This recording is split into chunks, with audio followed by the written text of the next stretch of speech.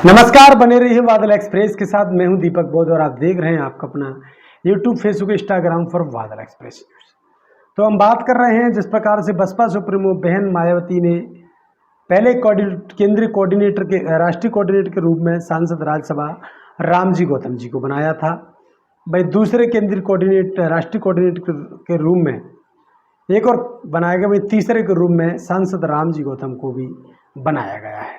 जिस प्रकार से बसपा ने अब 3 राष्ट्रीय कोऑर्डिनेटर बनाए हैं और तीनों ही किन किन क्षेत्रों में काम करेंगे, तीनों पर ही बड़ी जिम्मेदारियां हैं पूरे देश की, चाहे वो तमिलनाडु हो, पश्चिम बंगाल हो, तमाम क्षेत्रों में राजा राम जी काम कर रहे हैं। महाराष्ट्र को भी देख रहे हैं, तो भाई रामजी गौतम को भी 1 दर्जन से अधिक राज्यों में काम कर रहे हैं।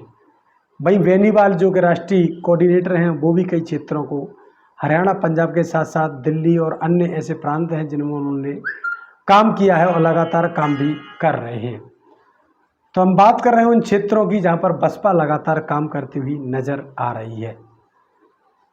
तो इसी के साथ साथ बात कर रहे हैं कि सांसद रामजी गौतम के साथ जिस प्रकार से अब एक बार फिर से जो मानवर साहब कांसीराम के साथ रह चुके और बहन मायावती के साथ लंबे अरसे से काम करे सांसद, पूर्व में जो सांसद रह चुके हैं राज्यसभा के राजा राम जी, जो कि मध्य प्रदेश के प्रभारी रहे हैं, राजस्थान के, छत्तीसगढ़ के कई प्रदेशों में जब वो प्रभारी रहे थे तो कई क्षेत्रों में एक बड़ी भूमिका देखने के लिए मिली थी। वही बात कर रहे हैं उन क्षेत्रों में एक बड़ी भूमिका देखने के लिए मिली और उन क्षेत्रों से एक बड़ा काम करने का मौका भी मिला था।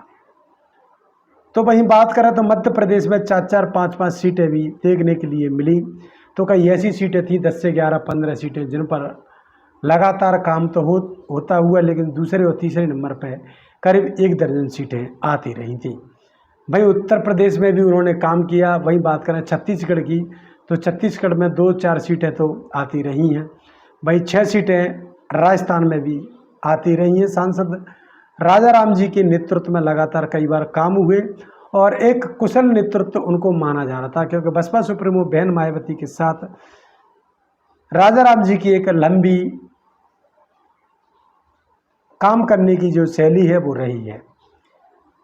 अब राजा राम जी किस प्रकार से महाराष्ट्र में काम देख रहे हैं, तमिलनाडु में काम देख रहे हैं, तमाम क्षेत्रों में उनको काम करने का मौका मिला है। राजा राम जी को लगातार क्षेत्रों में उनको कई बार बुलाया भी जाता है, लेकिन एक पार्टी गाइडलाइंस के आधार पर वो किसी भी जगह पर जाने का मना ही कर देते हैं कि इस प्रकार से बसपा सुप्रीमो बहन मायावती जब तक उनको आदेशित नहीं करेंगी तब तक वो नहीं जा सकते। इस प्रकार से बसपा की जो रणनीति है उस पर लगातार काम कर रहे हैं राजा राम जी। तो राजा राम जी एक लंबे अरसे से मानवर साहब कांसीराम के समय से ही साथ में रहे हैं और उन्होंने कई राज्यों में काम भी किया है।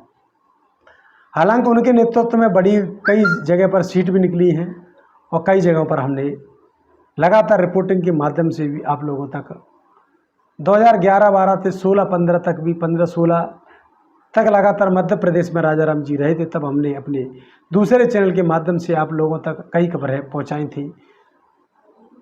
इसलिए बने रही हमारे साथ तमाम अन्य खबरों के लिए कि हम लेकर आ रहे हैं आपके लिए अब बिहार चुनाव की वो बातें जिनको लेकर हम आपके बीच में जल्दी ही आपके बीच में बिहार का वो चुनाव जिसके माध्यम से बसपा वहाँ पर कितनी सीटें कब जीती है, कितनी पर हारी है, तो बसपा का वो गणित भी जल्द आपके बीच में हम ला रहे हैं।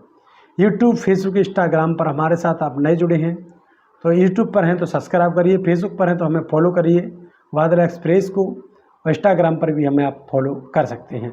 बने रहिए हमारे साथ यूट्यूब, फेसबुक, इंस्टाग्राम पर। तो देखते रहिए बादल एक्सप्रेस। मैं हूँ दीपक, बहुत बहुत धन्यवाद।